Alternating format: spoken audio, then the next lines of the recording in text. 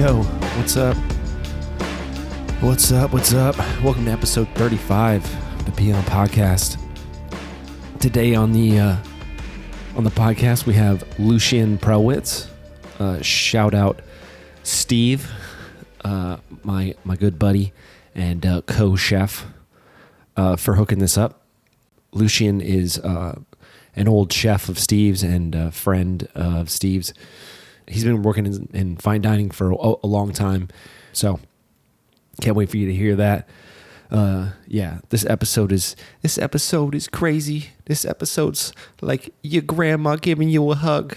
That's my Action Bronson impression. I've been watching a shitload of Action Bronson. He's ridiculous. If you haven't seen any of his recent food YouTube videos, they're ridiculous. The guy says the most ridiculous thing. It's like, yo, this taco's like falling into a black hole. You're like, what does that even mean, dude? I don't get it, but I love it. Oh, man. Dude. So it turns out all of my cucumbers are shit. If anybody knows how to make a cucumber not bitter, please fucking tell me, because I did everything I was told to do and it didn't work. So now I just got a shitload of bitter cucumbers. You cut off the side that's bitter and you eat the other part. It's all right. I just wish that the 30 cucumbers that I had didn't taste like a fucking fistful of Fernet. You know, I love Fernet, but I don't want to eat it when I'm eating a cucumber. Yeah, I've been killing some plants too. You know, you start out, you're a plant dad who just wants to take care of these little guys that you buy from the store. You're like, I'll take you home. You're going to be with me forever. And then you fuck something up. It doesn't get enough light. You buy some grow lights. They don't work. And then you pre-pot it and it freaks out. All of a sudden, you didn't even know it would freak out. So yeah, I'm a little frustrated. With my garden and my plants right now. I'm an angry plant dad. But, we're getting there. We'll see how things go through the summer. Growing a lot of peppers now, finally. So that's great. That's pretty much what I was more so looking for. I might have to just chop down the cucumber just so I can focus on the peppers, because man, I have so many fucking cucumbers. It's like, how many cucumbers can one human eat? You know what I'm saying? I don't know. I don't know what to do with them, you know? Just fucking, I'll figure something out. I don't know. Yeah, so I've got some sort of relatively big news in my world. Big news to no one except for me, really, and my best friend. But after 2 years of work, finally finalized a fried chicken recipe that I think is fucking stellar. Sorry, I think this fried chicken is stellar. Crunch will fucking break your tooth off. Sorry, I don't even know if that's a good impression. I'll get rid of all this. I'll just take all this stuff out. Yeah, so in 2022, I think it was? Me and my friend were like looking at the pictures the other day because like we've been testing fried chicken for a long time. Long time. Like I said, 2 years, maybe a little more. And of course, on and off, with life shit happening. And then we were looking at the pictures and being like, when did we actually start doing this? I think we had talked about it and joked around about it for a long time. And then in 2022 was like when we actually started really getting in there. And I think the first test was mainly around flowers. So I have like pictures of like 20 or 30 different flowers and like how they react to the oil. And that was the beginning, man. I was like, after that, I was like, oh my God, this is a wormhole. This thing is never ending. And little did I know. Yeah, I didn't even think it was going to end. I think there are so many variables to fried chicken that people don't realize. And you hear everybody's got these myths about how to make the perfect fried chicken, but no one really has any statistics or statistics. I mean, like, no one has the proof for it. They're just like, my grandma did it this way, or I worked at a restaurant that did it this way and it worked. It's like, but then I try those things and they never work out. So like, for us, it was about finding something that was reliable with a texture and a taste that we'd never seen anywhere before, and breading that sticks. You know, it's funny to me that like most people don't realize breading doesn't stick to fried chicken, and they don't have a problem with it. You know, like I remember being younger and like the pieces of the fried chicken, you know, the breading of the fried chicken would fall off the Popeyes, and I'd be like, oh, that's the best part. Never occurring to me that what if the chicken was just completely coated in that and it didn't fall off and become just a greasy piece of chicken, you know? I'm happy to say, I'm amazed to say that I think we achieved all that stuff. You know, I think, we'll see where things go, but it's wild to have spent all that time and come out the other side with something that's really unique and I think gonna blow some tits off. Let's put it that way. I don't know. Yeah, we'll see where it goes. It's been a wild ride. Like I said, every single test I thought was like, oh, we almost got there. I think a year or two ago, we had something that was like, oh wow, I think we got there. And then the next test, some weird variable would show us that everything we had done before like didn't work at all. And it like broke the whole process. Like you'd be amazed at how like you change the tiniest little thing in fried chicken and the whole thing just it blows the recipe up, you know, it doesn't work anymore. And I mean, they're like small differences and like really minute changes, but like when you're trying to make something that's, you know, consistent and perfect every time, then, you know, those little things matter. But yeah, we do one test and it would be great. We're like, we got it, we did it. And then the next test, it'd be like, oh fuck, what happened? And then I got to figure out what the fuck went wrong, what variable changed, and then isolate that variable and then do a whole test around that variable. You know what I mean? Like starches or the amount of water content, the amount of salt, how much spice, like all this crazy shit. And yeah, I'm excited to sort of explore that even deeper in terms of like putting it down on paper and being like, okay, what did I just learn? You know, because it's all in my head right now. You know, it'd be cool to write it out and see what happens. Yeah, that was always supposed to be the plan, was that this was going to be the next issue of the Peon magazine. And then it's just taking me this long to figure it out.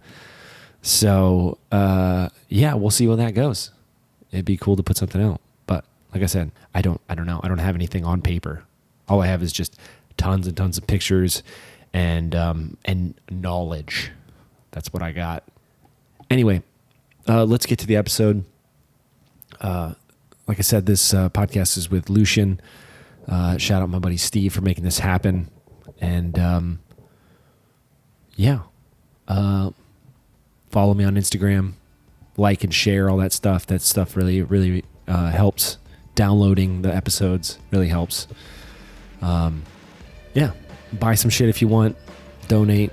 Really appreciate any of that stuff. Yeah, and I'll see you in 2 weeks with a new episode. All right, bye.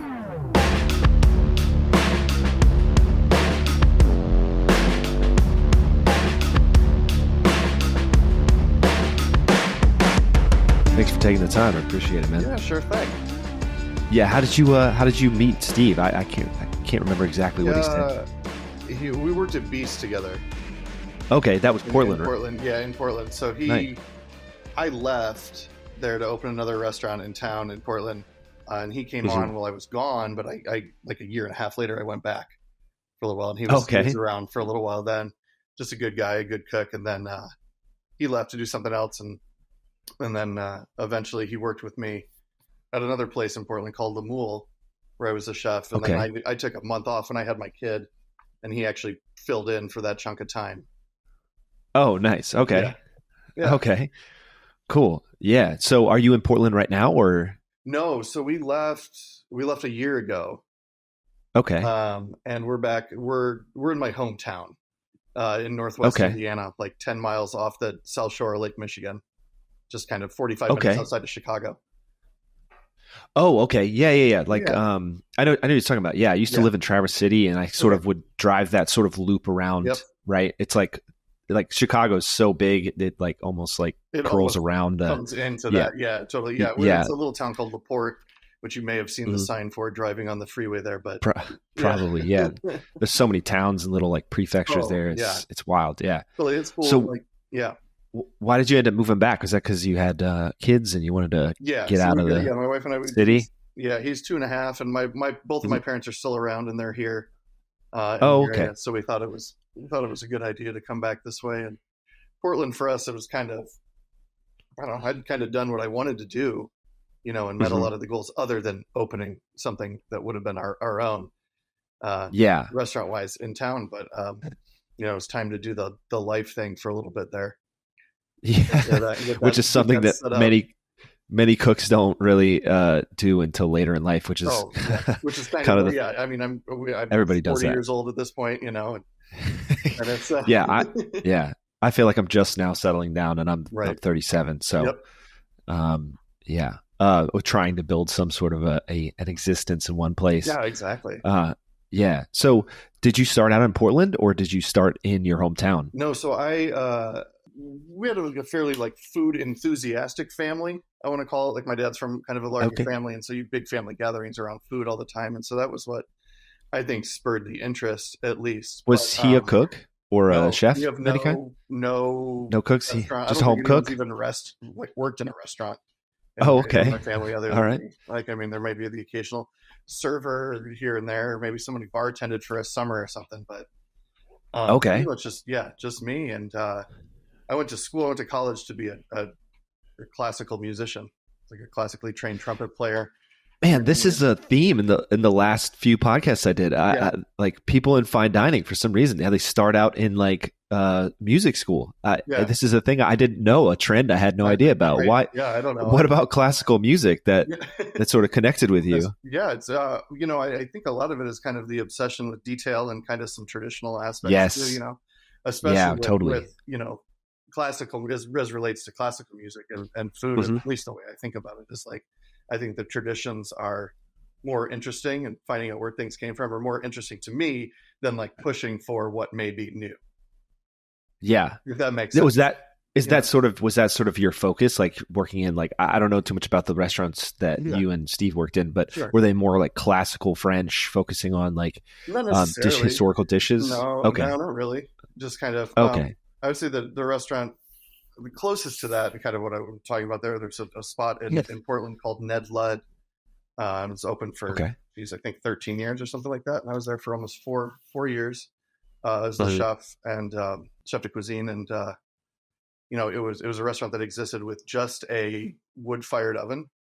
We didn't have anything else. Yeah. We had like a little, Alto Sham, like warming drawer, and like a burner electric hot plate that, one of the burners would boil water after, 25, 30 minutes, and the other one wouldn't ever, so like pickled onions or whatever on there. But that was Jason French, was the chef and owner there. And he really like preached the kind of the craft aspect to the industry, and the craft of cooking over this like excessive, sometimes artistry kind of thing. And so that was really in line with kind of the way I thought, and that helped to shape that a lot. But I wouldn't say that the restaurants that I've worked at have necessarily all followed suit in that way. I worked. So anyway, back to answer the original question there with like, where did it really start? I was in school for music and deciding that really wasn't going to be the thing that I was going to do. I was happy to be there doing it and getting the education and the experience, but I was going to go into restaurants. Like, I had worked in the front of the house before that. I'd been a server and a bartender. In high school and through college and stuff. But what did you play in college? Did you play a certain instrument? Yeah, I was a trumpet player. Okay. Yeah. So what about the classical music route? Did you just see like it wasn't gonna happen, or like did you just see like the rat race kind of I didn't classical really necessarily music like have a freak out or anything with it, but it was kind of like a like a coming of age tale or whatever you want to call it, or a strong realization, that maybe this idea that I had in my head that, like, of course, like, if you work hard enough, like, you can make it, you can do this, and there's obviously a lot more involved in that world than just that, in a lot of world too. But, and specifically, I wanted to sit in the back of a major symphony orchestra. And, you look at that, there's a small handful of them in the country, and there's essentially three trumpet spots for each orchestra. So you're talking maybe a dozen, 15 job opportunities in the country, and they're essentially lifelong appointments once you win one of these positions. So jobs coming about. And I wasn't really interested in doing much more with it than that. That's what I wanted to do. That was the interest. If I couldn't do that, I didn't really want to do it. Yeah. Oh, I see what you're saying. It was just that one path. Yeah. And it's like, I'll have that, and I'll have that training. And if it comes up, that's great. But I got a kitchen job my last couple of years at school at Upland Brewery, which is like a cool little beer place in town, still around. And got a crash course in line cooking volume fast, how to be quick and accurate and stuff. And it was a lot of fun. And towards the end there, school was kind of just deciding that was kind of the thing that I wanted to do then. And I was either going to go to New York, or I was going to go to San Francisco. Those are my two choices. I was like, I'm going to drive to one of these places after this, and we'll see what happens. Is that because you wanted to go for something that was a little more fine dining, or see how, where your skills lied? To see all of it. I wanted to go somewhere where it all was. Whether that was New York or it's in my mind, and I think at the time in the country too, those were the big places. Mm-hmm.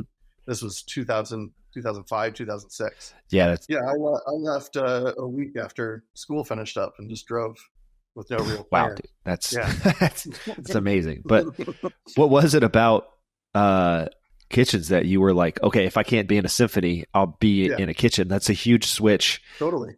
And also working at a brewery, I imagine it's not the, it's a more run and gun, get it on the plate and get it out fast. You know what I mean? What about that sort of drew you to it as opposed to just going into finance or something else, Sure. I think, I don't know.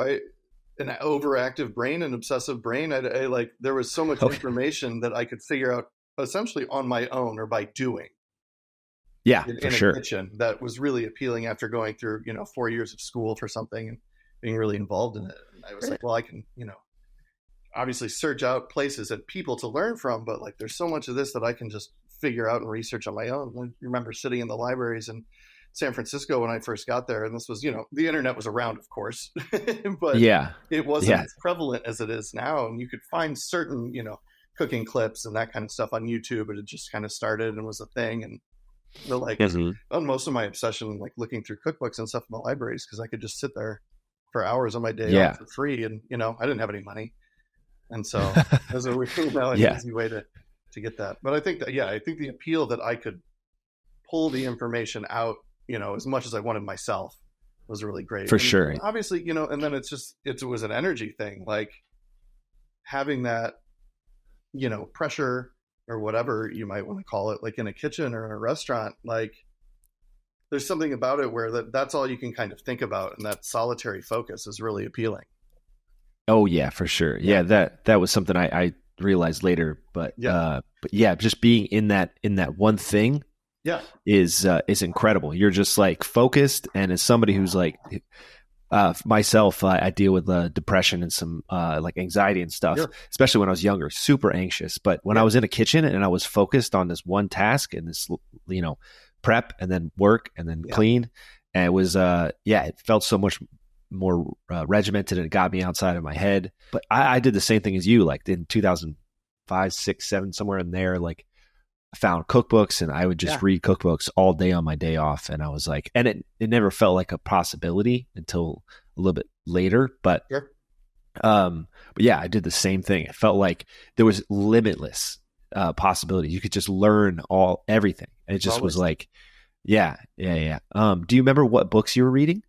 Was it more classical stuff, or was it some of the newer cookbooks that were coming out at the time? I think it was both. I think the early ones that I was really into, I had a copy of Lahal, the old Anthony Bourdain actual cookbook, right? I got such it. A cool somewhere, it's hanging up on my shelf too, and nice. And that was one. I don't remember if I bought it or if my uncle gave it to me. I know that he gave me a copy of Kitchen Confidential right after it had come out when I was in high school, And so that was cool. But yeah, like that Anthony Bourdain cookbook was a big one that I looked at a lot.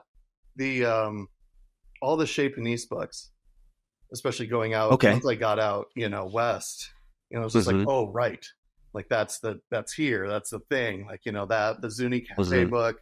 One that I still look at a lot and was probably looking at then is Cooking by Hand, Paul Bertoli. I don't know that one. Okay. Yeah, it's great. I think it's on.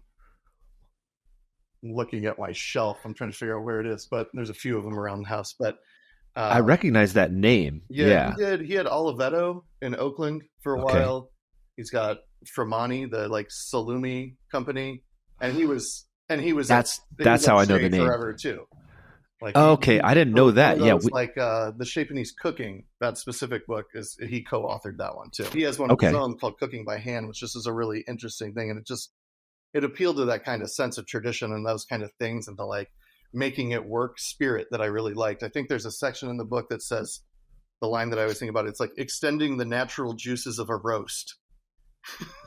I'm just like, oh yeah, that's great. Sure, you need more sauce. Cool. But it's that kind of stuff, that like ingenuity kind of thing that appealed to me with that. I think those were the big ones that I was looking at then, and I knew about, some of the higher end fine dining spots, going out there, and early on in San Francisco, as I got more money and stuff and like built up the cookbook collection, I saw, the French Laundry cookbook came into play a lot, and spending a lot of time learning and looking at that and checking that out too. Yeah. Yeah. So what was your experience out there in San Francisco when you first got out there? Cause I remember, this happened much later, probably about 2016, 17. I went to San Francisco for the first time and I was like, I have to move here. Yeah. But at that time it was impossible. It was like, oh yeah, my brother was living there and he was paying, I think $2,200 for a little room. And I was like, there's no way that a cook can live on this kind of salary. Like how did you survive? Moved out. Well, I left in 2013. Okay. Yeah. So I was there when you could still kind of you could be a cook and live in the city still. I think everyone has moved outside of the city, either live in the south or, across the bridge at this point. Oakland. Yeah. But I paid, I think I paid $725 for like a 8x8, maybe 7x7 room in this 4-bedroom house where we had another guy living in the dining room so that we could all afford it. They were all cooks too. And it just like stumbled onto this group of people who needed, another roommate, or were deciding to have another roommate, I guess, to make things cheaper. Yeah. But that's hilarious. It was still expensive then. Yeah. But the experience was cool. Like at that time, like it felt really great. Like that was one of the first years or so of like Top Chef being on TV. I think it might've been the year before that or something, before I moved out. Okay. But it was right around that time. So like it was such a hot industry and a cool thing to be doing. Like there's a lot of the celebrity thing was really being driven now. So there was a lot of energy about it. And like everyone you talked to, whether they're into food or not, wanted to know about what you were doing. Yeah, for sure. This is a great place to be. Like people are always, whether they were in restaurants or not, were very interested in where they should be going to eat, where they should be going to shop, like all this kind of stuff. And so that exchange of information again was just like, it was a hive. Yeah, really for cool. sure. Yeah. Yeah. Where did you end up there? I started the first, like you do your usual things and you're sending resumes into, these little, touristy bakeries on the wharf or like, Elephant you did that? Delicatessen, like wherever. I was like, I just needed a job somewhere, breweries, whatever. Yeah. And I ended up, the first callback I got, which I thought was like the first real callback I got, was at this restaurant called Lulu, giant Provençal restaurant down south of Market area. Had been there for years. Okay. Had a fairly prominent chef named Reed Heron for a while. He actually disappeared. People never knew where he went when he left the restaurant. Anyway, but huge place, and they had wood burning ovens and rotisseries, all this equipment, like 3 different lines, 3 different rooms, big operation. I was like, cool, and took an interview in a stage and like got hired on. I was like, this is great, like this is wonderful. Like 2 weeks, and I'd been working there for 2 weeks, and I got a call from this guy Brad Levy, who has a restaurant called Firefly that's still open. Okay, I think it's it'll be their 30th year this November. Ooh, wow, that's rare. Yeah, they've been open since '94. and little like 60 seat family, family run, like kind of little like artsy restaurant. And I was like, that's the place that like really appealed to me. I had been trying to like, I'd emailed or gone in. I don't remember at that point if it was emailed, phone calls, whatever it was. Yeah. And he called. He's like, hey, you should, your resume is shit, but come, see what this is. You wrote a nice cover letter. And I was like, oh, that's cool. All right. That's cool that he read it. Most people don't read the cover letter. And I was like, wow, cool. Yeah. Cool. And he and I had a really great conversation. I was like, no, I like this guy. Like, this is cool. That's where I want to be. And left Lulu and came on at Firefly as a cook. And it was about a little more than a year and a half I spent there. And, the like current chef de cuisine had left, and Brad didn't really know what he wanted to do. And he and I had been talking about food and stuff. He's like, we kind of think in similar ways. Like, you want to try this? When, at the time, like, that's crazy. How old are you? 23 years old. Jeez. And it's it's a San Francisco Chronicle top 100 restaurant. And he's like, you want to give this a go? I was like, I don't know why you're saying that, but yeah, sure. And I owe a lot to him in that regard, and just the weird blind faith, or I don't know. He's from St. Louis. I don't know if it was a Midwestern thing or what. Oh yeah, between us or whatever. But he had just had a kid at the time, and he needed somebody to be running the kitchen on the day to day. And there were a lot of people in that restaurant that had been there for many, many years. Yeah, and so in a way, like, there were a lot of crutches for me to like lean on. And a lot of help that I got from, the prep team that had been there from day one. So they had already been there for, 12 years or whatever with him. Yeah. So they kind of, they knew the thing. And I didn't look to like push my own agenda because I didn't have one. I didn't know what that, barely had opinions with those kinds of things. But, I knew the things that I liked, and I knew what was fun about cooking. And yeah, he gave me. Did you get any like backlash? Because a 23-year-old coming into a restaurant like that and then getting a head chef job, I imagine like some of the old dogs might be I'm a little pissed. Yeah, I'm sure there was something. But in the restaurant, it was just kind of, it was a young kitchen too. Oh, okay. That's good. And the staff. And it was, still small enough that it was only dinner. So I think there were only 8 or so people like on staff in the kitchen, and maybe another dozen in the front of house, maybe. So okay, and I'm sure there was backlash, and people said X, Y, and Z amongst the restaurant, and I just kind of blocked it out or forgot about it at this point. Yeah, but I tried to, just like went in and tried to be as nice as I could and do things that were familiar, and and then you start learning about this thing, and you learn that chefs are supposed to be mean and tyrannical and all these things. So then I got mean. Did you try to be mean? Oh yeah. And okay. No. It didn't work for me that well. I think that it helped me learn to be more direct.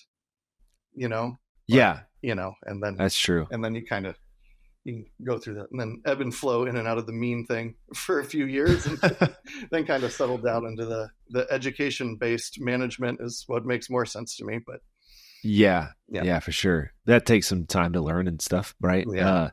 What were you doing at that time to like sort of, I guess, learn or adapt to that sort of job? I mean, at 23, it seemed like you didn't have that much experience. No. Were you going to the market? Were you like just doing everything, or were you just trial and error? All the above. Yeah, I started going to all the markets that were around. There's obviously the big one at the Ferry Building in San Francisco on Saturdays, but you search around and there's fantastic market. There's one every day of the week within a few miles of town, so you can figure it out. Started doing that. You get to know people, you get to know the farmers, you see other chefs, you start seeing like the prominent chefs in town too at all these places, and they start to recognize your face and all these kind of things. Then you start saying hi, then you build kind of a network of people. But beyond that, like all of my free time was spent and money was either spent eating or on books or obsessively scouring, the internet too, and trying to find, old clips of, Marco White or whatever, Yeah. Yeah. I think that's the best thing to do as a young person. I mean, it's hard to like find the money to do it, but man, I mean, like I still remember the meals that the one meal I had over 6 months, you know what I mean? Like you're saving up for that meal, and then it matters so much because you're you're sort of soaking it all up. You know what I mean? But yeah, that's incredible. How did you like the job at 23? Being a chef? I did. Yeah. Okay. Like I didn't, nice. I had moved there. I didn't know anybody. And so, spending all this time at work and, I built friends from that place, especially after people move on or whatever. And then it's easier to have, friendships. A network out to other restaurants. Yeah. Yeah. Yeah. And, no, but I was into it. Obviously, it wasn't without its frustrations or, difficulties, and trying to figure it out, or trying to be not only inspired, but smart about how you design menu things. And, you can have great ideas, but does it work with everything else that's on the menu? And not just not just as a menu, but like in execution, in actually doing it in the kitchen, and time and space and what you've got to work with. So I think that was a huge learning curve, like putting things together that sounded like they were going to taste good. That was fine. Like that was okay. Like that kind of came naturally to me, figuring out how to make it all work together and be able to distribute that labor so you had a good service and the restaurant ran nicely. Took a little bit more time, That's a thing that a lot of people don't understand. It's very hard to understand how to design a menu that works in the space and works for just having a smooth service. Well, and it's the nitty gritty that you don't really see, and let alone worrying about money too. Right. Oh yeah, for sure. You worry about money, so it's great that you get to that point and everything, and then you're like, oh well, that dish isn't making any money. That one is, and you know what I mean. And then now you theories of like always having they're not, I call them softballs when I'm in the restaurant, but like the easy home runs, that everybody likes, course. Beets and goat cheese, whatever you want to call it, like, they might not be the most interesting things after doing them for, 20 years or whatever, but people are into it, and if it, it's low labor, it's low cost for you. And, you make money off of it in the restaurant. This is like the very real side of this business that the diners don't necessarily want to hear about, but and you make money on that. It affords you to do the fun things, the more chefy things, Exactly. They're a little bit more expensive that your margins are, tighter or non-existent on. But, so finding out how to balance that. So, there's all that stuff that goes into writing a menu and, being 23 and just feeling pressure. I was certainly more just focused on the food, which was nice to have somebody else watching, books and numbers and stuff and being very calm and lenient. That's nice. Stuff and just be like, hey, oh, that's really nice. Brad definitely had some smart, basic, guidelines into pricing and costing and stuff like that. And it wasn't like your usual restaurant math or whatever, but it was it's like working chefs costing is what I like to call it. Really, where well, this protein costs X, Y, and Z, thing. So I can do that. Well, now it doesn't cost. So okay, I'm fine. That covers that. You can kind of put it together in your head, but yeah, I mean, I'm trying to do some food costing right now, and trying to get into the nitty gritty of it is painful. Having to measure how much salt is in a thing, or how much oil you're using is so painful. Yeah. And it's tedious. So I get why people just sort of go well, this was that. And then I'll add a couple extra dollars and just cover my bases. You know what I mean? Yep. It just makes a lot more sense and it saves you a lot of time. So and I think too, I totally understand. Yeah. And it with that kind of stuff, it's, how quickly is your menu changing too? If you have a menu that sits stagnant, for, you say you change it seasonally, right? So 4 times a year, right? I think that stuff's a little bit more important to get down to the nitty gritty of it. But you have a format where you change a few things every week, you change a few things every day, you change that. It's a lot harder to be that it's involved impossible. with it. You need to work in a more real time system, I think.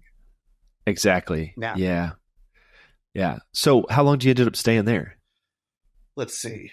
I was there for 3.5 years and left for a year and a half to 2 years, and then came back for another 16 months, I think it was. Yeah. Okay. Well, where did you go when you left?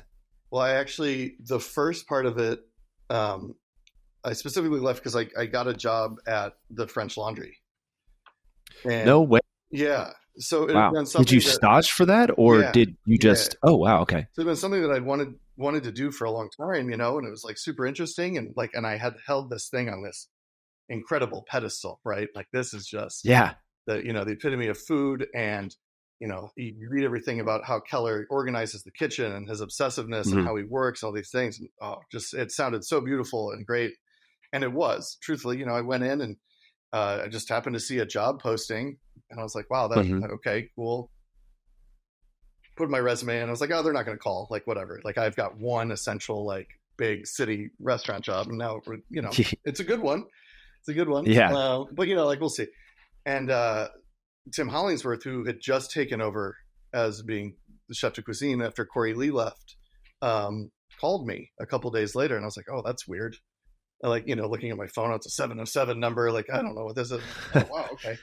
Asked me to come in for a stage and stuff. And I was like, yeah, sure. And of course, had a great day there. I was there. What was that stage like? 11 to midnight, I think. And basically worked next to everyone. I helped make staff meal, cleaned a bunch of little radishes, like all this stuff, but mostly watched how their systems worked, watched how they talked to each other, watched how all these things happened. And then it was about, I think it was 9:00, and a chef came up to me with, 2 scallops and a duck breast and a few eggs. And he's like, okay, at 11:00, I want an egg course for 2. At 11:15, a scallop course for 2, and at 11:30, a duck course. He's like, you can use anything in the restaurant. Do they do that with everybody, or were you going for a chef job? Or I have no idea. I'm not sure. Oh, wow. Yeah. That's insane. I promptly walked out the back door of the kitchen. Okay. And took a long lap around the block there in tiny little Yountville. Yeah. Got my shit together in my head a little bit, and then went back in and kind of started to gather things and just and kind of, I didn't try. And I think what did well for me is I didn't try and cook like the French Laundry. Yeah. You did your own thing? I did I did what was familiar to me and what made sense to me. I mean, I used white asparagus rather than green asparagus because I wasn't going to pay for white asparagus then. But, and so, and it went well, I guess, Wait, so what did you end up making? Do you remember? Yeah, I did the egg dish. I did the most straightforward, but the super slow, soft, scrambled eggs, essentially. Lots of other with creme fraiche and fine herb, and that was that. Very pretty in this little dish. Still remember it. It's probably I probably stole the plate that they used for the oyster and pearls dish. That I don't know if I've seen that. Yeah. Okay. There's it's just like a little cloche bowl, but and then it was scallops with endive and hazelnut brown butter. Lots of lemon and thyme and shallot. Very simple. And then roast duck breast with white asparagus. That was the white asparagus. And then prunes that I poached in black tea, I think. Black tea, and then just took that liquid and reduced it and added their demi-glace to it to make a sauce. Oh, wow. Yeah, it seems very simple, but classy and really nice. Yeah. I wanted to make things, I wanted to nail the things of the basics of essentially seasoning and cooking things to temperature and being served at the appropriate temperature. And that was which is probably what they're looking for, right? Well, and I think so. Yeah. Mm-hmm. And it worked out. What were their comments? Keller wasn't there, was he? Keller was not there. No, I cooked for... It was Tim Hollingsworth and then one of the sous chefs who I don't remember which one it was. Okay. What were their comments? There was very little. That was the interesting part about the stage. However, there was very little feedback throughout the day, and I don't know if that was by design or not. And Hollingsworth I just remember he being like, so I think your food all came across and tasted really good, and that was it. That's it. So it's it seems like we got good feedback from the people who you were working next to. So if you'd like the job, we'd like to have you here. That was really cool. And wow! And I didn't expect it. And for me, that was a move. I was going to be moving from San Francisco up to Yountville at that point. Hadn't really planned on any of this. I was just like, I was like, can I? I need some time to get stuff together. And he's like, great. He's like 2 weeks, and I was like, okay, I'll let you know in 2 weeks. And like 2 weeks to nearly the hour, someone called from the restaurant. I don't remember who it was. Yeah. Somebody from the office. And they're like, hey, so, this is, I was just like, wow. Like, so I was like, yeah, I want to do it. Let's do it. And found an apartment up there and close by. I mean, everything's close by. It's a town of 1,000 people. Wow. Yeah. And, I've never been. And then I just, more or less, this is a great failure story on my part. Okay. I kind of got there, and I love a great failure story in the cooking community. And I don't know if I had just like, I don't know what it was. I don't know if I wasn't ready, or if I wanted it to be something more than I thought, or if I just freaked out. But for essentially, like, I kind of got there and forgot how to cook in a lot of ways. Like, did you get too in your head? Yeah, is that what it was? And I think it was just the thing of like, they had it was so methodical. The French Laundry is so methodical in the way that they do everything. Like, if there was chipped paint on a windowsill and you were prepping in front of it, someone was going to walk by and point it out to you, and then you were going to go to the storage closet and you were going to get paint and you were going to fix the windowsill before you kept going. Because that's everything insane. was just going to be there's a lot of interesting things like that there's not really a problem with it. I'm not going to blame the restaurant for my, for what happened to, and nothing really happened. I left, I quit, after a couple months. Because it just, I wasn't sleeping, I wanted, someone to accidentally hit me with their car on my walk to work. Like, I've had that feeling before. You're like, something happened so I can get out of here. It's like for sure. 4:30 in the morning in a sleepy town. No one's driving.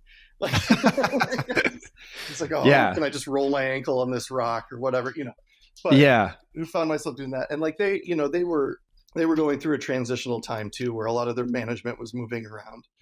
A lot of their management had been gone on leave for this, that, or the other thing. Somebody had an injury, somebody had just had a kid. Like, there was all this stuff. And so it was, it's already a high pressure, high stress environment. And then they're out a couple members of management, and they've got a new chef de cuisine in place. Thomas so things are changing. And Thomas was there 4 out of 7 days of the week at that point. Yeah. So he was around a lot. But there wasn't a lot of time for explanation or guidance or teaching. It was just a lot of move faster, move faster, move fast, like, which is fine, which is okay. If you're, if your brain's working in a way where you can be observant and kind of figure out what was going on. But I was so in my head and lost that, like, it was very hard. And like, some days I would have great days and I'd be like, oh, that's it. And everybody's like, yeah. And then the other day I was like, I can't put butter into a pan and not have it turn brown. What's happening? Like, there's some, I don't know what it was, still kind of, but, don't meet your heroes. I don't know if it's that, but like, I don't believe in that, but like, there was a certain aspect of me getting to, the mountaintop or whatever, and then just like totally not being able to breathe or figure it out or be able to take help from people. Yeah. Was the kitchen system, like, did that make sense at all? Or was it just too overwhelming? No, not at all. It made perfect sense. Like, there's especially for that thing, it's very traditional. And they had, in the restaurant, there's, 4 sections that go around the cooking suite that they've got there. They've got somebody doing cheese, and then there's a pastry section, and then there's a chef and a sous chef at the pass. And then, and then essentially there should have been, a sous chef and, 4 or 5 commis during the day helping out. But there was a sous chef sometimes doing that and trying to do lunch service. And then maybe me and maybe one other person. So you just spread thin. So it just spread thin, just running. And, big ask. And everybody had that pressure on them too. It wasn't just, me as the new guy coming in, but I couldn't figure it out in that way. Well, it sounds like also there's a lot of other things going on behind the scenes, but are there any moments that sort of still like stick out to you, like making breakfast or something, and you think about like a horrible moment there that sort of like really sticks in your brain? Oh, I think it's only been recently where I would say I probably thought about working at that restaurant every day for the last at least that would have been 2009, I think. When 2008, 2009 when I was there, and probably up until a year ago, I probably thought about that place every day. Damn. Do you think about it in sort of like a regretful way, or do you mean like in like damn? Yeah. But you get away from things a little bit more, and you're like, no, it made sense. Like it wasn't the right time, it wasn't the right thing. But like still, I wish that like it would have played a larger part in my career. But the one moment, for sure, the story that I do think of it a lot is I was staying late to help with a private party, and the executive sous chef had just come back it was like his first day back from parental leave, and he had this party to do, and I was making croutons, thinly shaved on the slicer, like long frozen baguette, and then over a baguette mold so that they waved. Okay. You know what I mean? It went in a ripple. Yeah. Put another one on top. For sure. And so, I'm trying to be careful. I don't know this guy at all. Like, I know that he's been with the company for years and years and years, and he's very particular. And so I'm trying to like, just asking questions along the way. I'm like, this is the right thickness for the bread, this, that, or whatever. And finally, I'd ask so many questions that he just pulls me aside and he's like, listen, I appreciate the concern. I appreciate this. You're just making croutons. There's not an infant on a fucking operating table. I was like, okay, no, yeah, got it. Okay, yeah, have a little confidence. Got it. Okay, cool. But I think about that a lot, and like when I see people overcomplicating simple things or thinking about things too much, like that's held a particular spot for me. That's a very good phrase. Yeah. Very accurate. Like says it all in one sentence. That's very good. I was like, okay, you're right on. So. But the cool thing that did, come out of that ultimately, anytime you have, something that doesn't work out, it leads you somewhere else, right? Because it has to. Yeah. Especially if you're a yeah, for sure. You want something, you still have goals. I didn't just like stop cooking and give up cooking at that experience. I knew I needed to find something else. And Ubuntu was prevalent and around the corner. And I didn't know at the time when I applied for the job, but Jeremy Fox had just left. Oh, damn. And okay. I was like, okay. Wow. And I find this out like in my interview, and I'm like, all right, whatever. And I'm interviewing with Aaron London, great guy, phenomenal chef. And he was Jeremy's CDC at Ubuntu. And he was taking over. And I was like, great. I needed a sous chef and stuff. And I was like, well, that'll be cool. And did that and staged there. And, a lot of cool techniques and different ways to look about food, of course, as it being solely vegetable based, at the time. And Aaron's brain worked in a really interesting way. And I spent a year there with him doing that. And then, it allowed me to stay, up in Napa Valley too for longer. So it's a great place to be. And then eventually, whomever Brad had hired at Firefly, was leaving, and he called me one day, and I was like, well, that's interesting. He's like, hey, I know that, you've got a job that you like and stuff. He's like, but before I look out to anyone else, I wanted to see if you, were interested in coming back. And I hadn't really been thinking about leaving or, coming back. You're in any kind of sous chef job and there's, countless frustrations, but that's just the job. So, it wasn't that it was all great, but for the most part, like in terms of that, especially like Michelin level stuff, like it was a good job and it was a good place to be.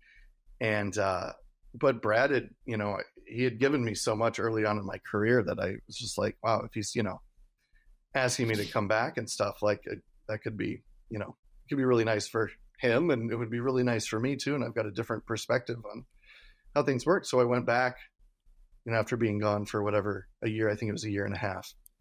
Yeah. A few months for the laundry and then the year at Ubuntu. And we ended up going back to Firefly for another, it was like a year, almost 2 years.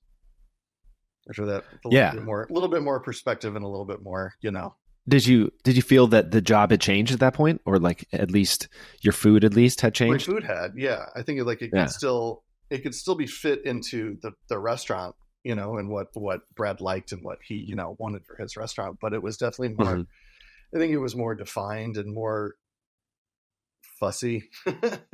I think at that time. Okay. Certainly when it started before, I think there was a little bit more fuss to it after, being at those two places and then coming back. Yeah. Because, you're still young, at least in my career, and, easily influenced by what, so I think we all the trends. The trends. Yeah. The trends are like what you have to do to be relevant or to be cool. But, yeah, for sure. Yeah. Cool. So when did you end up leaving that? Where'd you go after that? That's when left and knew that San Francisco at that time, like I was starting to feel that was 2012, 2013, right around there, starting to feel priced out, starting to feel like things, and it was the same, kind of the scenario of like, well, cool, like I worked at some really great places, I've seen a lot of great things, and done stages all over and eaten all over at that point, over the course of the last, whatever it was, 7 years. And I had been up to Portland to visit a couple of times, and once by myself, and I had found this restaurant and this chef with Jason French at his restaurant Ned Led, where it was just that wood-fired oven that I was talking about a little earlier. And I was like, that is such a ridiculous restaurant idea. That's so you look at it from the outside and you're like, that is dumb. Like I need to know more. And so I sent him a message. I was like, hey, listen, I'm coming up to Portland. This is who I am. I didn't know the guy at all. Like I'm coming up to Portland. This is who I am. I'd love to hang out in your kitchen for a day. And got there. And he was so nice and generous with his time and his information with me. He like took me around town. He like took me out to the farmer's market to look at things. Like besides just like, I could have easily just been a set of hands, to come in and help. Oh, that's really cool. As a massage, but like he put so much time in this. I ended up spending 4 days. Like I think I booked my trip my trip was 5 days, and I ended up spending 3 of them in that kitchen when I had just planned on 1. Oh wow! And like just that's wanted really nice. to be there more, and like ate there every night, and like I was like, this place is so great. So when I was ready, and he and I kept in touch, we got along really well. Like we liked similar things about food or about music or about whatever it was, and so I had kept in touch with him. And when it was kind of time to leave San Francisco, I was just like, hey man, like I'm leaving town, I'm leaving San Francisco, not really sure where I'm going to end up or like whatever, like anything's going on. And a couple of weeks later, he gave me a call and he's like, hey, my sous chef's leaving. And I was like, that's cool. I'm like, I don't, like management kind of stuff, I don't know if I really, kind of looking at you're like, or whatever. Yeah, he's for like, sure. No, I get that. Cool. He's like, well, just come cook. And I was like, great. And moved up there in the winter in December, I think, of 2013, and to work with him. And I think I was a cook for 2 weeks before I was just like, yeah, I'll take that. Like, I'll take. And then it was like 3 months later, I think he got into a pretty bad bicycle accident and was just kind of out, like couldn't work, couldn't really be in the restaurant for a couple months. And so I had started doing more of the menu stuff and everything. And then he got back. He's like, well, I guess we should have a conversation of what a chef de cuisine position might look like here. And it's something that he had never done with that restaurant and stuff. And for him, as a chef, like he hadn't had that either. So was he looking to like just take some time outside of the restaurant and sort of like give it away a little bit? I think that there was some of it like that where he realized that he had someone that wanted to do it and that wanted to do it like he would. And so he had that freedom then to go to do those things or to do other things or slow down a little bit in the restaurant at least. Yeah. For him, he's, he had been pushing it for a long time and he could, lean into growing his business and growing himself kind of as a brand and stuff. And he, he's got a great, huge personality that did really well for the Portland food scene. I think for a while he was a good ambassador for that and all the kind of events that came around and through Portland, and got some. He's where I started like even more so than San Francisco when working with Jason. When I started rubbing elbows with like some of the bigger names like across the country, because the Portland Food Festival Feast was like in its infancy, but was like really hot right now. Portland itself too was like a big deal. Like it was like the hot little darling of the food world in the country for those years. Okay. So there was a lot of attention. So, we're doing all of a sudden, like I'm in there and, we're doing dinners with Paul Kahn and, Chris Cosentino and like all this stuff, like these names and people that from San Francisco that I knew only from afar there, but then met, in, in Portland or whatever. Yeah. That's amazing. So it was really cool. And that way, and I was there for, I think almost 4 years. And we opened like an event space like behind the restaurant too. Okay. After a while. You said it's still there? The restaurant, he closed the restaurant shortly after the pandemic. The building itself is still there as a restaurant called Cafe Oli now, which then they're doing really well. Which is okay. Great. So what made you leave that place? I think it was, it was a combination of just like the timeline of it. Like we had opened some things, like we had key members of staff in and out, and like had ideas that went this way and that way. And I think that at some point, like he and I, like our ideas got a little, crossed up in each other, and we didn't necessarily agree with what we were doing, what we needed to be doing, like with a lot of it and stuff. And for me, like a lot of having the event space too, and we didn't really know how to staff it, or, because, it's the business of it isn't so much day to day like a restaurant was. And so you would need, 8 people for this one event. And how are you getting these people? Where are they coming through? And it's kind of stretched thin. And, a lot of what made that restaurant really appealing to me was we bought in a half pig or a whole lamb every week. And that was the meat for the menu. That's what it was. That's where we're getting everything. Yeah. All the vegetables were coming from farms, and we didn't design it before we bought stuff. We just bought it, produced, and then figured it out. Menu, right. And a lot of that's amazing. Went away once we opened the other business. Because we didn't have because we didn't, have the people to be able to do that. Essentially, like when you've got this, 100 and some person event next door, and you kind of prep out for that and do this, things need to be a little more steady and stagnant. And so that started to like just chip away at the way, Yeah. Well, that's unfortunate, but he and I have since, wrapped it up, and we still talk now. Again. Yeah. We took a couple years, but we came back, and he's a great guy. Like, it's kind of just the way that restaurants evolve, totally. Sadly, that like they just sort of get bigger, and it's something I don't kind of understand, but I mean, maybe you have a little more perspective on it, but it seems like, the restaurant owner wants to sort of grow, and they only have like certain avenues to grow, and then you never know how that's going to affect your original business. And so it's just like, no one can blame anybody, but but it is just the nature of the restaurant business, right? Exactly. Yeah. And it's just business, it's sadly. Business, it's life, it's all these things, it's always it's changing and growing and evolving. And you hope that it, you can kind of steer it this way or that way, but you can't really most of the time. And then that's definitely really how not. you adapt at that point, which was kind of the cool, which is a funny segue of that. Of like one of the most appealing things about cooking with that oven was having to adapt all the time. Well, what temperature do you run this at? What, well, there's not a thermometer on it. Stick your arm in there, figure out how hot it is.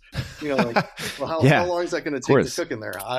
You better watch it. Who knows? It's going to be 2.5 minutes this time and 4.5 next time. Like, I don't, it's fire. Yeah. Like, and you can kind of keep it steady, but having to adapt like that was really cool. It was a really aspect of that I really liked. And it's kind of, the driving force behind what my wife and I are trying to do out here with trying to open something of our own. We basically want to rip that restaurant off as much as we can without doing it. Nice. That's the best. The best ideas are stolen and then improved on. You know what I mean? Like, exactly. And obviously, I don't mean that verbatim, but a lot of that influence is taken from the way that building felt and the way that restaurant felt, and what the character and characteristics of the fire can bring to your cooking and the way you have to think about things. Yeah. I love cooking with fire. It's my favorite thing. Absolutely. It's incredible. Yeah. So did you end up going to Beast after that? Is that? I had a few months off, just kind of took a few months off to regroup a little bit. I took another chef job that wasn't great in between there. And then I had been during my time off after Ned Ludd, I'd just been kind of helping out people that I knew in town, and mainly Naomi Pomeroy when I was helping her out at Beast and at her cocktail bar Expatriate through that time. And I was helping out Aaron Barnett with his restaurants, St. Jack and Lemuel in Portland too, which, I then went on, to work for both of them downtown too, which, so I guess that worked out in a nice way. But I was kind of struggling at this other chef job. Naomi kind of called. She's like, hey, my chef de cuisine is leaving, in a couple months. Like, I really enjoy talking to you and working with you. Like, are you interested in this? And I'm like, yeah, I am. I mean, like, that restaurant had such a beautiful format to it, 2 seatings, 26 people and 6 courses. Like, exactly kind of what's going on every day. Yeah. As much as you for can sure in any kind of restaurant, but yeah, it was a great plan. And she, she's such a force in the industry. Like, what a person to, have call on you to want to have to work for them, especially at that level. It's like, I do want to do that, and did a tasting for her and her whole staff. Pretty much was the way she did it. Oh, wow. She wanted me to basically cook minus dessert, cook what would be a Beast menu in my mind for them. And, it was like, what was the food? What was the style, I guess? Yeah. Besides it being a tasting menu. Sure. Her stuff, it started off being very French and very French influenced. And so there was a lot of that in its regard still, but then it over, the restaurant was around for, a decade plus.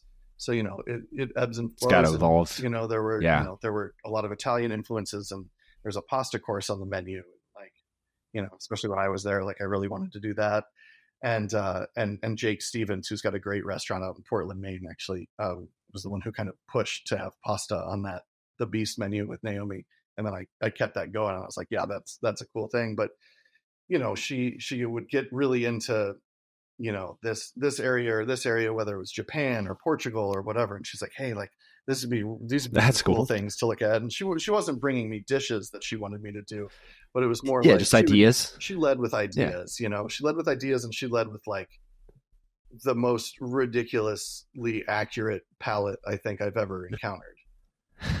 Like, she could be like, well, this is, this tastes like this, or this tastes like off, like from that, or I'm like, no, there's no.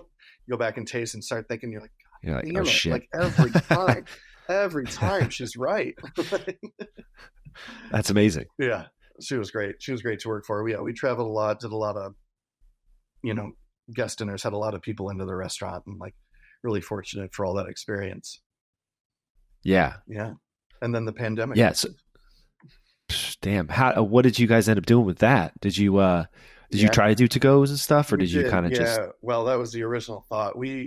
Her and I had a handful of restaurants and things that we were about to open and do together. Oh, damn. Really? We were like taking investors out for dinner, like all this kind of stuff, like this, So one was overseas, like they're like, we were going to do a lot of stuff, and the pandemic happened and kind of crushed it all. And then, Beast exists in it did exist in a, 850 square foot building. Mm-hmm. So, during the pandemic, small, and with all the like regulations and stuff, and in Portland specifically, like, well, you fit 2 people in there, 4 people. we couldn't have that many people in there, let alone staff, Yeah. So we're like, okay, well, let's figure out what we can do to, for to-goes or whatever. And we ordered in all this stuff, and like we had let go. Like, I remember the day, like meeting with everyone, and, we had to let go like 90% of the staff, So this is just kind of what's happening, et cetera, like, then that's not that was not unusual. Everyone's going through that same thing. And so we get this to-go thing going. We're like, this is what we're going to do for these couple weeks. And like, she starts looking more into couple it. Weeks. Everybody's like, exactly. Oh, it's just a couple weeks. I had somebody in there, and he like prepped out all these, these things, and was ready to go eat all these, like, I think braised short ribs. I think that was the first like thing that we were going to do. And I just remember like a couple days into it, like her calling, and she's like, hey, like, we can't, like, it's not going to make sense. She's like, this is bigger than, this is bigger than 2 weeks. And she was right. Yeah. And so we just stopped. We went in there, and we bagged up all, like, cryovac'd all this stuff, and all the staff took it home, and we cleaned it out, and I got a shipping container outside, and we put everything in there, and the restaurant cleaned out. Then her and I and our GM Katie Sambat would meet at Naomi's house every couple weeks, every week or so, and Naomi would like cook burgers or make snacks, or Kyle, her husband, who's got expatriate, would make cocktails or whatever. And we just hang out and we talk about what we should do with this space and what can we do. And let's stop pretending like everything's going to go back to normal. Like, what if it doesn't? Let's just plan for that. And so she came up with this idea and she called it Ripe Cooperative. And it was the business that we opened in December of 2020. Yeah. When you could start kind of coming back, and we were making beast style food, but putting it into highly curated boxes that came with detailed recipes and video of Naomi and I cooking. Oh, that's cool. We'd have 4 boxes based whether it was vegetarian meat, fish, poultry, whichever, we had different names. I think it was like land, air, sea, whatever, something like that. Yeah. And then we had a whole bunch of different a la carte stuff too. Like we bought a pasta extruder and like this ridiculous ice cream, maker, which she has now she started an ice cream company that just opened a couple of days ago, actually. Oh, wow. Okay. Yeah. Some of that. So she turned it into something else too, which was great. But yeah. And then eventually we wanted it to be, it was going to be an all day cafe and, all these kinds of things, which eventually she did. And for me, like after flipping the business and everything, I was like, yeah, this is cool. Like trying to get it up running. I'm like, yeah, I think this makes sense. And then I was like, I got to do restaurants. Like I want to do a restaurant and this will never be that restaurant again. Yeah. Yeah. I was like, all right, well, this was a nice time. Let's call it here. Like, Yeah. And I went to reopen Le Moule when they said they were finally getting ready to reopen. I had seen like Aaron Barnett had put out, the chef and owner, had put out a thing. He's like, hey, we're going to reopen Le Moule. Like he sent me a message. He's like, do you know anybody, who, wants to be the CDC here? And I call him and I'm like, if you wanted an executive chef, and I want one. I might have a guy for you. And he's like, I don't care what you call yourself. You can call yourself the King of Le Moule if you want. Like, do you want to do this? And I'm like, yeah, it sounds awesome. Like a little French seafood restaurant. Yeah, let's go. And I had a great time there. That was such a wonderful time period. And like, yeah, it's so weird too. Like opening, then and there's mass regulations, and then there's not, and then there are, and we're taking down plexiglass and we're putting it up, and we're eating outside, but we can't, we're limited still to 25%, occupancy so confusing. And then we go from, you're limited inside to, there's no restrictions anymore, to all of a sudden the restaurant doubles in size from what it ever has been because they added all this outdoor seating that we were using. Now we have the same amount of seats outside as we did inside. And the kitchen's still the same size. And we're just like, I'm like, we gotta figure this out a little bit here. Yeah. It was like, was it fine dining, short order cooking is what we ended up with. We were doing. We were just like, holy shit.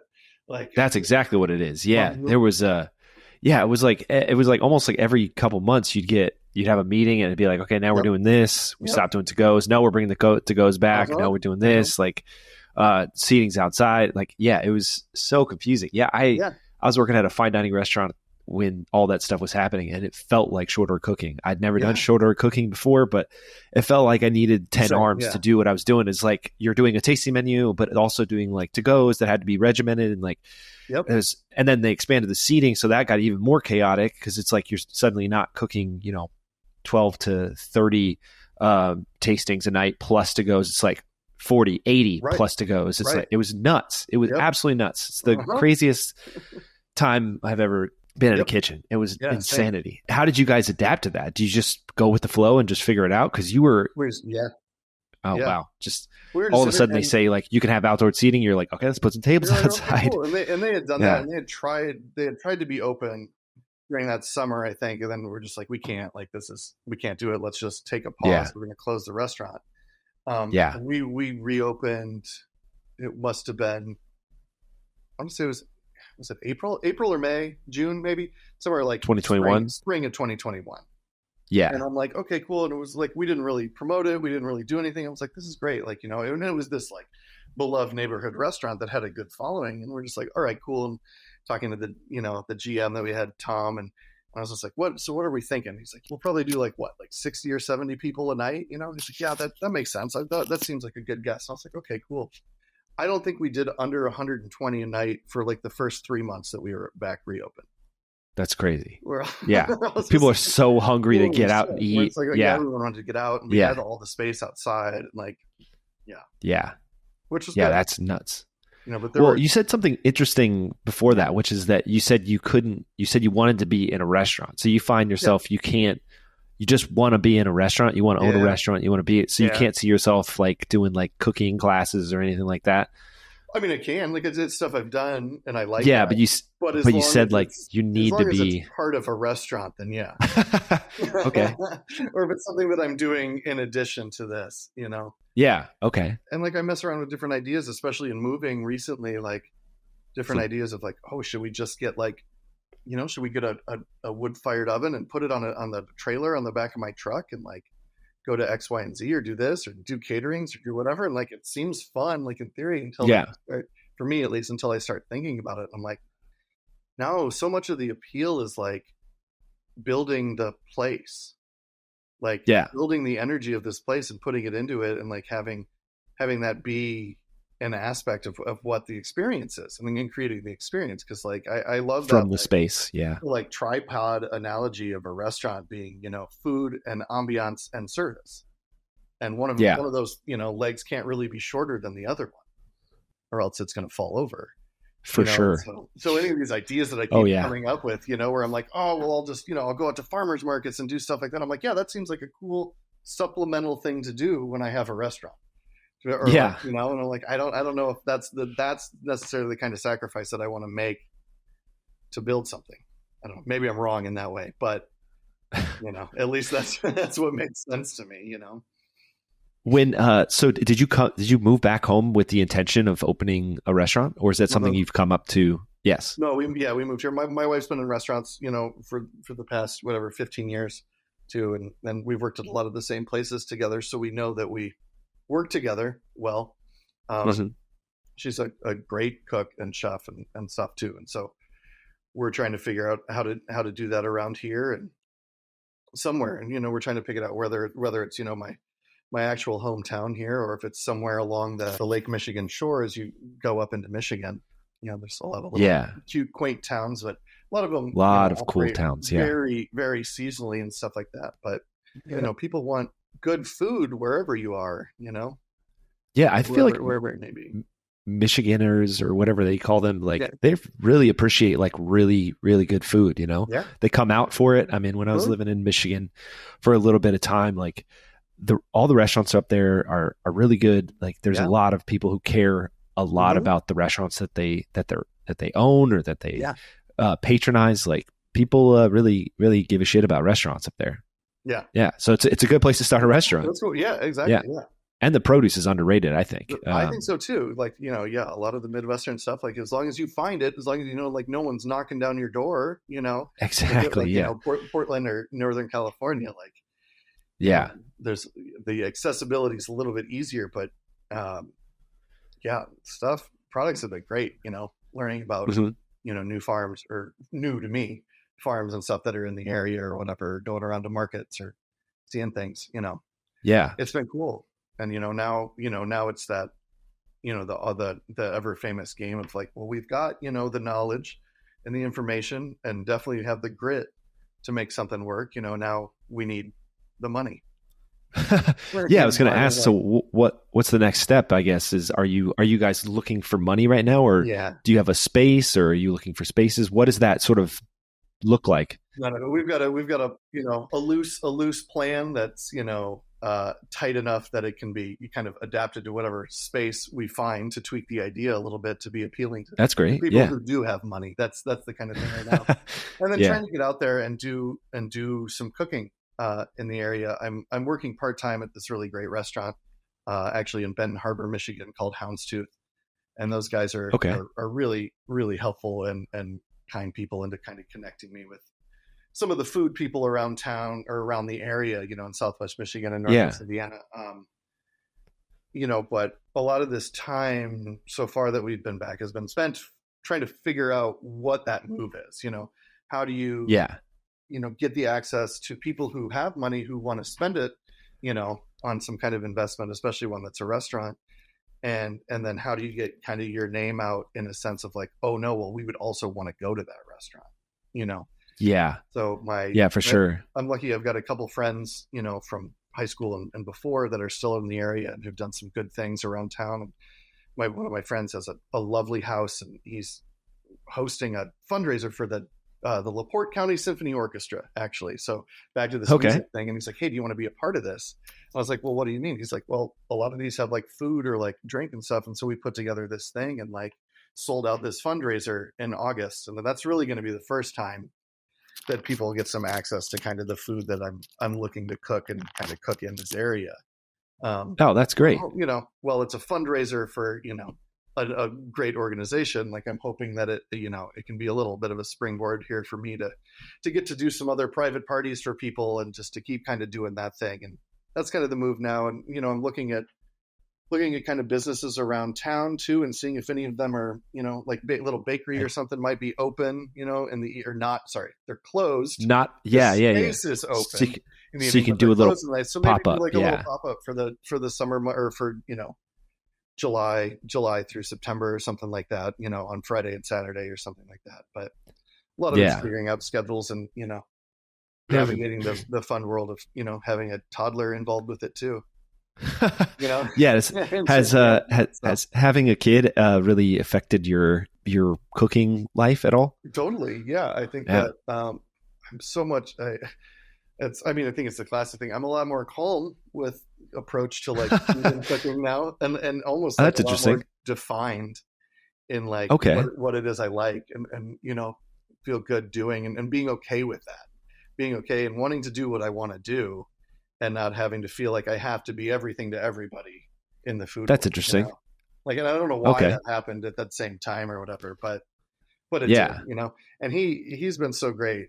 Like, he would come to Lemuel with me starting from when he was like 2 or 3 months old, like 3 days a week for a couple hours.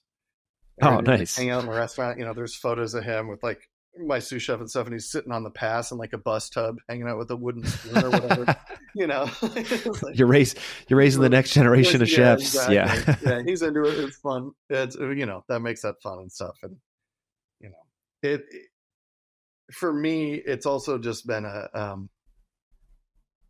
a focus break too, or I don't know how to exactly describe it. Like before having a kid, I'd go to the restaurant, do what I needed to do this stuff, and then come home and still think about what I needed to be doing at the restaurant.